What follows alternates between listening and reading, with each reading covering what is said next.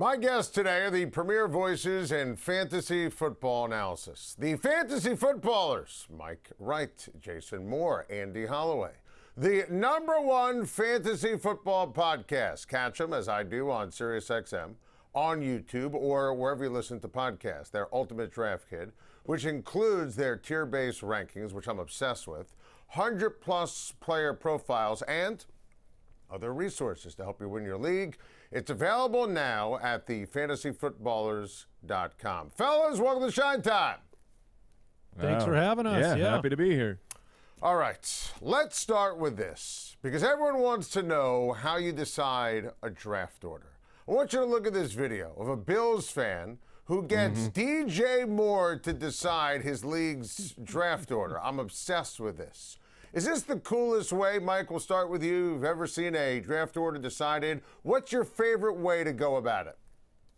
So that probably is the coolest. I mean, I can't imagine if you're a Bills fan that I don't think you're ever going to top that. I like the, you can have, I've seen people do like March Madness brackets or, other wagering on other things. I like if you're just from scratch, I like kind of the obstacle course type of idea where, just we go old school. The first thing, you got to put the head down on the bat and spin around 10 times and then navigate through just a bunch of different physical obstacles while you're either dizzy or perhaps you've made people imbibe in certain libations and just have a good time about it, because fantasy football at its core, we can get lost in our nerd stuff sometimes. It's supposed to be fun. It's supposed to enhance your Sunday and make just the NFL better. You care more about games. You care about the random Thursday night game at the end of the season between two absolute stinkers of teams. But you got fantasy players out there, so whatever is fun, and the obstacle course thing's fun to me. Listen, that guy is never going to forget it. My son is in a league, and he's done it since 3rd grade. And I always get an NFL player to pick the draft order. I've had Bijan pick, who gets the top pick. Pat Surtain do it. Justin Jefferson, the kids couldn't get enough. So that's pretty cool for them. That's about as great as it gets. I don't know about the obstacle course. I mean, I have trouble, walking and chewing gum at the same time. But I like where your brain's at. Jason, let me ask you this, and I want everyone to chime in here. What's your most irrational fantasy football take that you have, that is out there, but you study it, you have the numbers, the facts, the figures, but you just can't shake it? Yeah, it's really stupid. But I think Geno Smith is going to be really great for the Jets. I agree with you. For fantasy, he's going to be bad. I'm sorry, but for fantasy, you're talking about a team last year that they didn't throw for 2,500 yards as a team. Geno can get it done, so I'm big on Garrett Wilson this year. I think that his floor is super high. He's not being drafted like a superstar, and he could be a superstar. I just think Geno's enough. He is enough for fantasy, and it feels irrational. But that's where I am. I feel dumb, but there I am. All right, and I'm Andy, probably right. Andy, how about you? Yeah, I think it's actually a similar vein for me in the sense that I think, against my better judgment and my hometown team, that the Arizona Cardinals offense is going to be great this year. I think Jacoby Brissett, Michael Wilson, Marvin Harrison, Trey McBride, Jeremiah Love. I think that for a team that's projected to win 3.5 games, for fantasy, we want you want the yards to pile up, and I think Marv's going to have a better year and redeem a little bit of that draft stock and that excitement. I don't like it. We've said enough negative things about the Cardinals on the show for the last 6 months and probably most of our lives. It's time for me to come out and publicly say I just irrationally think it's going to work out for fantasy for the Cardinals. Andy? Mike? Mike, I'll jump in. Yeah, it's that Christian Watson is going to win fantasy football leagues, a player who has never played a full season, a player who has never surpassed 620 receiving yards, but out of the Green Bay Packers, with the way that with Romeo Doubs and Dontavian Wicks out, the rotation of the wide receivers I think goes way down. I think the running game isn't as strong this year with Jacobs being the inefficiencies creeping up and the age getting up there. And Christian Watson is the real deal. He just hasn't been able to stay on the field, and I think that we're finally going to get it. All right, I'm with you on Geno. I'm with you on the Arizona Cardinals. I'm not with you on Watson. I do think Marv is going to end up being the guy. I mean, of all things, that's the one that I disagree with, but that's why funny. it's an irrational take. All right, which NFL coach do you liken yourself to as a fantasy manager? Let's go around the horn on this one. Wow. I know mine. Yeah, I've got mine as well. I'll kick it off first. You might have to tell me mine. Yeah, we might. I'm going to go with Sean Payton. I think Sean Payton is my comp because he's really good. He's not necessarily likable. His ego's out of control. He can win without grace, and I can too.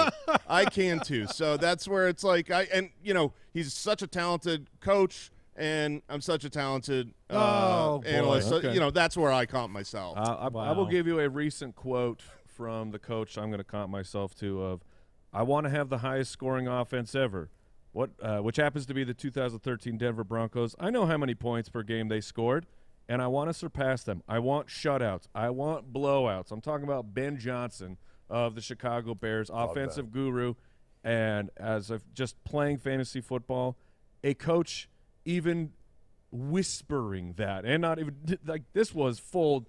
I mean, he's been chest out before. Rip the shirt off, pop that top. When a coach is like, no, we don't want to just win. We want to embarrass people.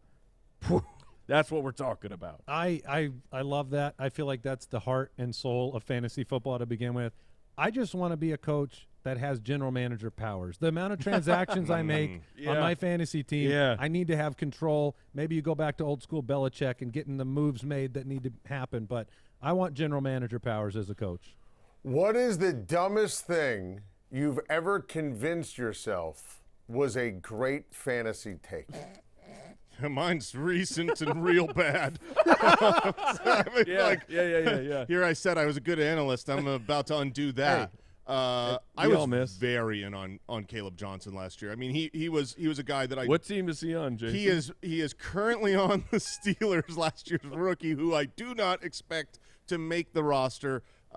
He's been pretty much as bad of an NFL draft pick as possible. He fumbled away a Steelers game last year, has never recovered from that moment. Obviously hasn't done enough in camp, behind the scenes. I don't know who he angered for, in personal relationships. The team went out and then signed Rico Dowdle. They drafted other running backs. Him. I loved him. I mean, I really genuinely put my, flag on. I really believe that Caleb Johnson was a great collegiate running back who was going to translate. And that's where it's going to stop. To the NFL, and I will take the L on that one, and that's a capital L. I just remember we're about to do a live show out here in Phoenix. Oh man, you're probably going to. And we do a bold prediction every single time we do a live show, and we were just looking back at some of our old ones. And, boy, I got up on a stage in front of a bunch of people and told them that the Jets were going to win the Super Bowl a couple of years ago. Was that the Rodgers year? It was the Rodgers year. I had them in the Super Bowl that year. I don't think that's crazy. Listen, I still stand by that take. Like, sometimes something doesn't work out. You never know. 4 plays in, we'll never know. We weren't wrong. It was incomplete. That's it. That's right. I think – it's recency bias, and you guys seem to think it's going to be okay.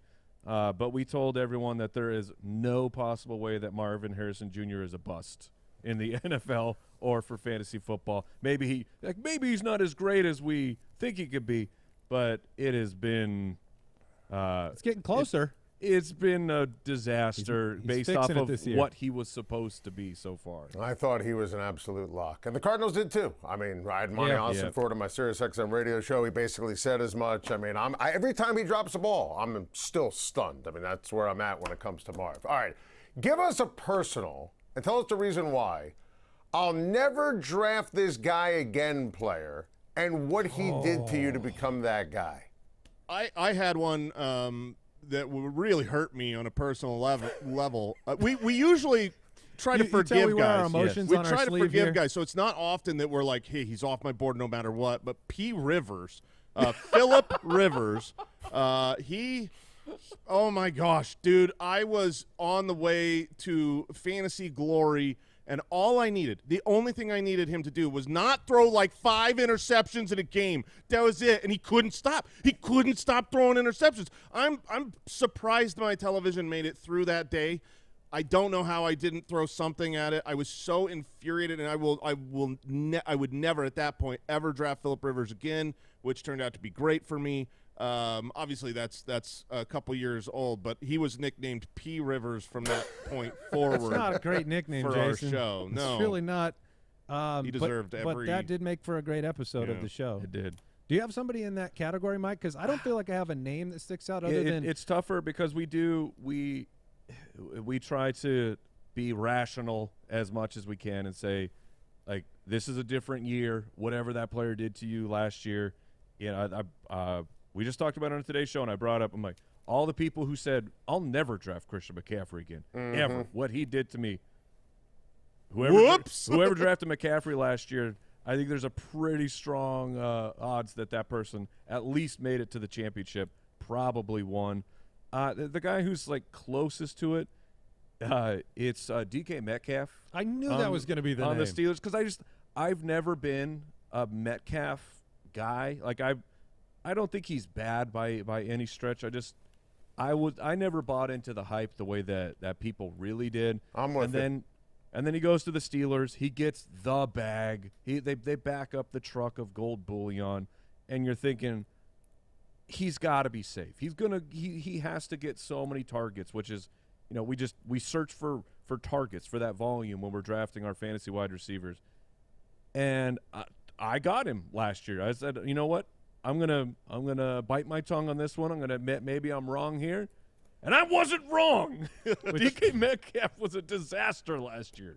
Yeah, I think anytime you have a player that we've talked about on the show as being like they show a tremendous amount of promise, and this is the year it's going to work out. So for years it was Terry McLaurin, yes, or it was DJ Moore, and it was like, the player's great, and then something goes wrong. Mm-hmm. I think without Kenneth Walker moving to Kansas City, he would have been the answer to the question for me. Like, something always goes wrong for Kenneth Walker. So, the careers are not long, but sometimes the burns, they last a couple of seasons. I started playing fantasy, baseball and football in the 3rd grade. I have a father-son league with my son, who's now 11, going into 6th grade, and they're football obsessed, right? You got 12 kids with their dads. Monday, Labor Day Monday, they have a draft. It's unbelievable. What do you think is the right age to start playing fantasy? And are you ever too old to play fantasy? Oh, well, God, never. I can answer the too old. We have a writer who just shared with us, one of our writers just shared with us that her 92-year-old grandmother was listening to the show and has her draft kit and is all talking smack. So there's definitely not an end cap. I think it's gonna keep you young, and all that emotion will be good. Keep you sharp. It's good for the mind. Yeah, I feel like accessibility to it is like it's younger and younger. I think is probably the right answer with like, the tech and just being able to follow it on your iPad or your phone, or like doing that. Like for my kids, I just let it happen, and it seemed like for one of them it didn't that much, and then the other one it was like really into it at about probably that 3rd, 4th, 5th grade level, where the numbers and being able to watch on Sunday, and like I think all the tech integration for fantasy really helps just make it more entertaining and fun, and they've got stuff like the Nickelodeon game and things that get people into the sport altogether. Yeah, I think it's just when if your kid's like really showing interest in football. Yeah, he's my co-manager. Because, you know what I mean? He's along for the ride. What you don't want to do is force the kid in, and then you're just I'm managing a team against children. And how embarrassing you don't want to is be that guy. You never want to be that guy. No. Because either you win and you're supposed to, or you lost to children, and you have to never tell anyone about it again. So it's just once the interest level is there, and in 3rd grade, that seems very reasonable. All right, what's your take on Sunday when it comes to, let's say, an hour before kickoff? Because I struggle with this, especially, and I'm DFS obsessed, right? Oh, tinker, don't tinker. What's the thought process? What's the strategy? When do you lock in and say, I've got the guy, I've got the take. I'm not looking at weather forecasts or that. Are you a tinker or non-tinker? We've done it all. We've done it all. I think tinkering is usually a mistake. You want to be up to date on the information. You bring up weather. Sometimes that's going to change something if it's outrageously bad or an injury. Make sure you're, absolutely waiting till kickoff and setting your lineup. But more often than not, it's like, oh, I shouldn't have made that move. The last-second moves, they've burned me. Yeah, if you're switching narratives, I Yeah. think that's what it is. If you've told yourself a story on a few guys, then you convince yourself of the truth, and then you get right before kickoff and you start going back over the stories. We all do it. Yeah, we all do it, but it's. I would definitely say it's a mistake 70% of the time.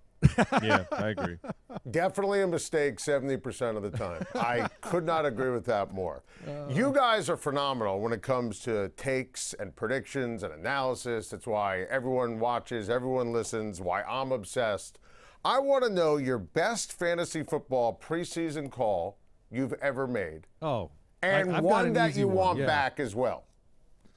Oh, well, that's another story. I was going to say my favorite all-time preseason call was Arian Foster of the Houston Texans, because he was buried. good one. He was buried on a depth chart. It's like my greatest victory lap of all time, and it also added, like, I took him. You know what I mean? It wasn't just a take. It was like, this guy, look, I did it, and then I benefited from it. So it was like, he's like my all-time favorite fantasy player simply because of how that worked out on the positive side. When you get to call your own shot on something that's rare and then you're right, oh, the glory. Oh, the glory. For me, I would say, and actually it's me and Andy, we saw the same thing at the same time when backup quarterback Kurt Warner was dominating. He was dominating in preseason. Yeah, when Matt Leinart was supposed to when be the Matt starter. Leinart was supposed to be the starter, he was just so good that it was like I rushed to the waiver wire to pick up Kurt Warner, and lo and behold, I saw that minutes before Andy got him, he went on. Did you win a championship that year with Kurt Warner? I mean, it was really bad.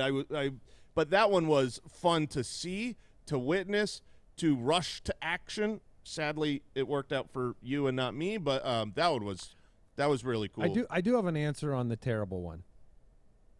It was Dante Pettis of the San Francisco 49ers, who was absolutely on fire to end the rookie year. To end the rookie year, and then all of a sudden we're getting to the point we do these My Guys every year on the show where we have to plant our flag, and I finally say the name, and then like the next 2 weeks couldn't have been worse press for Dante Pettis. I have to the only time in this show we've withdrawn a recommendation, but he is forever attached to my name, and I regret it.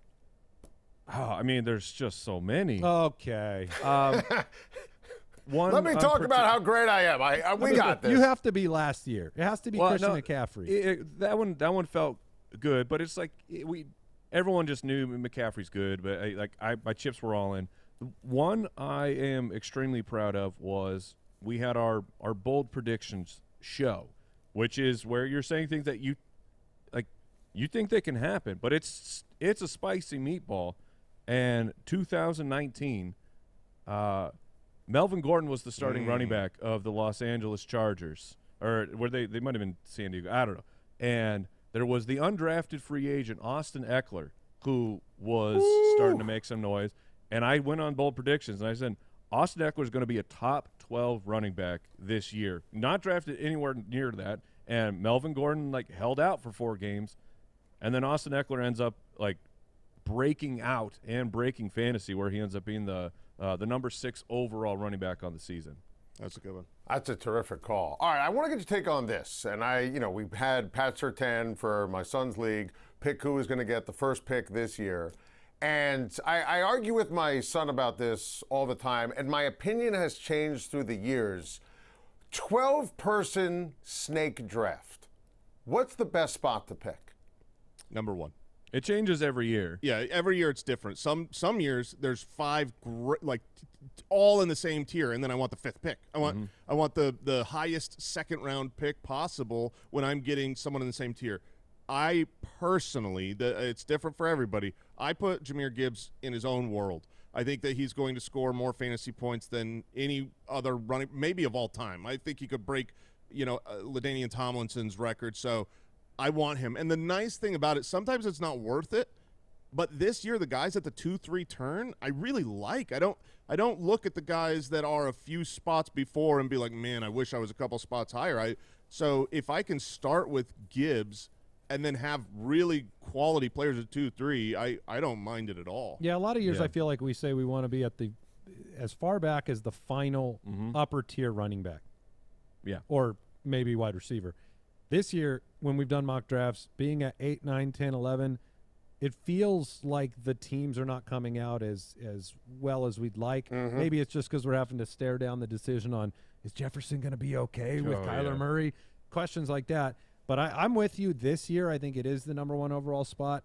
But it changes every single year, and obviously you want to maximize value. How early should you take a quarterback this year in a draft? Give us your top 5 fantasy quarterbacks this year and a guy at quarterback that you have undervalued. So the timing of this question is funny. We just did a top 10 tips and tricks for this year, and one of my points was I was bringing up the fantasy football is it's a market. Like it's a stock exchange. You need to kind of understand how the game actually works. And right now the market, the upper tier elite quarterbacks that years ago would be going in the first round and then some in the second round, they're going later. They're going in the middle rounds. And we have mentioned it's not the best to spend that high of a pick on a quarterback because the opportunity cost for the rest of your team, because the rest of the market.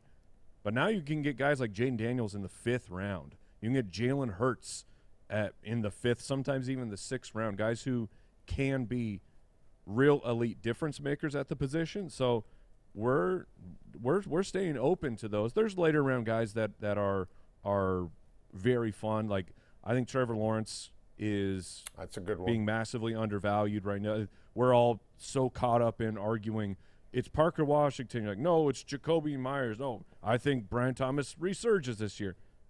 All those points go to Trevor Lawrence at the end of the day, and he ended the season on fire. After the bye week, Trevor Lawrence was like a top 3 fantasy quarterback, but he's not being drafted that way. So he's an undervalued guy, but we're open to taking quarterback in the 5th round this year. Yeah, I think you can take quarterback wherever. They're not overpriced this year throughout the draft. But to give you my top 5 in a 4-point per passing touchdown league, my 5th quarterback is definitely the one I think is undervalued, and I would love to draft him later. My top 5 in that format goes Josh Allen, Lamar Jackson, Jalen Hurts, Joe Burrow, and Jackson Dart.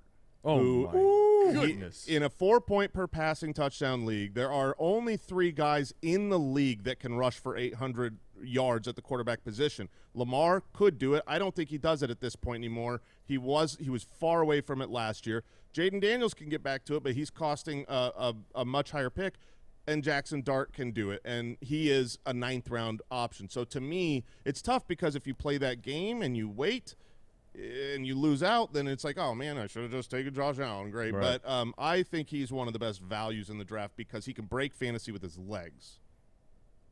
Fascinated to get a take at the running back position. I'm high on Ashton Genty. I was very high on Ashton Genty last year. That obviously did not hit. My son drafted him in the 1st round over McCaffrey, but then he won the league. He got Jonathan Taylor round 2, Jackson Smith and Jigba round 3. He would draft him again. I would as well. Give us your top 5 running backs in fantasy football for this year and a couple of sleepers at the running back position. Yeah, it's a great question. You always want to hit on. I mean, they can completely dominate and win your league. We have Gibbs at number 1 right now. Bijan sitting at 2. Christian McCaffrey, James Cook, Jonathan Taylor. That's our consensus top 5 right now. I think the guy that is exciting that could move into an upper echelon tier with the new home is Ken Walker in Kansas City. He's somebody that you want to have 300-plus opportunities, pushing hopefully 350. That's one name. I think Omarion Hampton in Los Angeles with the Chargers is another name we're paying close attention to because we like the play caller. We like what we saw on the field last year, but he was banged up and hurt and is still a tremendously young guy. And I love Genty too. I think we're on Team Genty. He is just expensive in fantasy compared to some of those other names where he has to perform right up to that draft cost. Yeah, if you compare him versus Hampton, I think Genty is a better player than Hampton. The problem is the opportunity and the team around him. We look at of top 3 selected the first 3 rounds in fantasy football, those running backs that go, the ones that are on teams projected for fewer than 7.5 wins, they hit at like a 30% rate. So it's really scary to have a guy like Genty taken ahead of a guy like Hampton when you're on a bad team that you're not sure is going to win 6 games versus a team that could be a Super Bowl contender, has a good defense, has an improved offensive line, and has way more touchdown opportunities. That's what makes Devon Achane really hard in Miami. The talent is amazing. The team not projected to win a lot of games. There's a handful of guys that we love, but they're on teams. They're on bad teams. They're on. I mean, Jeremiah Love in Arizona is a tough one. He's amazing, and he'll probably work out. Will it be this year? Will it be the second half? You want to be around the goal line, and that's the one advantage Hampton has. Yeah, some later round running backs that are undervalued. I think DeAndre Swift is probably being drafted behind where he should be drafted. You've got some middle of the pack guys that Bill Krosky, Merritt. Yes, that was the name I was going to bring up. He might be able to break out. And really late, I like Jordan Mason to lead the Vikings, and he's a very late draft pick over Aaron Jones. Aaron Jones. Yeah. You guys referenced it before, Justin Jefferson, who I'm obsessed with. And I'm not a Kyler guy in general, but I think Kyler can be great for Justin Jefferson and with KOC in Minnesota. And I'm high on the Vikings this year, and I think Jefferson's going to be back to doing Justin Jefferson things. Give us your top 5 wide receivers. I do love Jefferson. I love CeeDee Lamb. I wouldn't be surprised if Nico Collins pushed higher on lists this year, and give us some sleeper wide receivers. Yeah, the Jefferson thing is so interesting because we've seen, like, when Hopkins was in his prime, he had a year where he just disappeared from fantasy. They figured the quarterback thing out. Larry Fitzgerald in Arizona has done that. Our top 5 right now: Chase, Puka Nacua, JSN, Amon-Ra St. Brown, and CeeDee Lamb. That's the top 5 guys that we have, but Nico is right there. Jaden Higgins' injury, moving him up to that, the target share is going to be really high. And then for our consensus ranks, Jefferson's the next man up in that group in a half PPR league. Some later round guys, Christian Watson, Mike brought him up earlier. I am also a believer, if healthy, without Dobbs, without Dontavian Wicks, with Tucker Kraft coming back slowly, could be a player to pay attention to. And then Marvin Harrison is a really low draft pick. And you said you believed. I said I believed. I'm coming around on Marv this year. Chris Godwin in Tampa Bay. That's a great one. I mean, he's just forgotten. Yeah. You're right. Emeka Ibuka is the exciting, fun player to talk about. But he might have turf toe. We don't know what's going on. He might have turf toe. So it's one of those things where you got to pay attention to value. And fantasy players, we get tired of certain names, and they get discounted. And then look for Alec Pierce to come back late in the season. I'd throw that out there, too. Yeah. And one other name to throw out, Dejon Stribling, the rookie wide receiver for the San Francisco 49ers, been getting a ton of buzz. And all their wide receivers are just – Mike Evans is dealing with his 10th injury since getting to San Francisco. Ricky Pearsall's out for the year. They lost Juwan Jennings. They got to throw the ball somewhere. It's good offense, and he's been getting a lot of buzz. He's so late in drafts right now. All right, last one for you guys. How soon in a draft this year can I say the name Brock Bowers and give us some tight ends that are going to make owners look smart? Honestly, second round is perfectly fine for Brock. Absolutely, it's totally fine. But I am personally willing to take him at the back of the first round. I think when you get there, there are guys that all of a sudden you switch from known perfect commodities to questions. We bring up Genty, and it's like, okay, I see how it could not work for him. I don't see how it doesn't work for Brock Bowers, and if he is the number 1 or number 2 tight end, you're not going to regret that pick. So I know you're supposed to take him in the second. I'm okay at the end of the first. As far as a tight end, I'll give one name. The other guys can give a name. Dalton Kincaid. He is a super good tight end who has been very, very injured. He only played 38% of the snaps last year, but on a yards per route run basis, he was number 1 in the league. So if he's actually healthy, and he appears healthy, why not take a shot at the Bills' offense, for a talented tight end? I was just saying my late round guy is going to be it's Dallas Goedert in Philadelphia because Mekhi Lemons hasn't had much time at training camp. A.J. Brown is obviously gone, and whenever A.J. Brown or Devontae Smith missed games, Goddard was obviously the beneficiary. We haven't heard anything about Eli Stowers this offseason, so I think that's a sneaky one. And I'm going with Juwan Johnson of the New Orleans Saints, who, last year, Nick Underhill's he's an amazing beat reporter for the Saints, and he was telling us Juwan Johnson is going to be involved more than people realize. And he finishes as the tight end 10.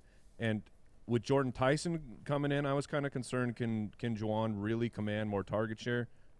Well, now Jordan Tyson's missing at least 2 months. And this is an at least, where his hamstring situation is now into a scary red zone of, do we end up losing an entire rookie season? I think Tyler Shuck is the truth. Once he took over as a starter, we call it the 17-game pace like the production he put up. His 17-game pace was over 4,200 passing yards, and that was without Jordan Tyson. That was with Chris Olave and Juwan Johnson. So he is a player to me that he's already had fantasy success, and the opportunity around him just got better. And the aforementioned Nick Underhill he been banging the drum saying Juwan Johnson looks awesome yet again in this year's training camp. So if you miss on everybody, I think you can, with your last pick, take Juwan and have a guy who's at least going to get you through the first few weeks of the season. Absolutely. Mike, Jason, Andy, you guys are absolutely the best. That was so much fun. And a reminder to my Schein Squad, the Fantasy Footballers, the #1 fantasy football podcast. Make sure you catch them on SiriusXM, YouTube, wherever you listen to podcasts, and their ultimate draft kit, which includes the tier-based rankings, 100-plus player profiles, and other resources to help you win your league. It's available right now, thefantasyfootballers.com. You guys are the best, so we appreciate the time. Have a great season, and we'll talk to you again real soon. Sounds good. Take care. Thanks for having us.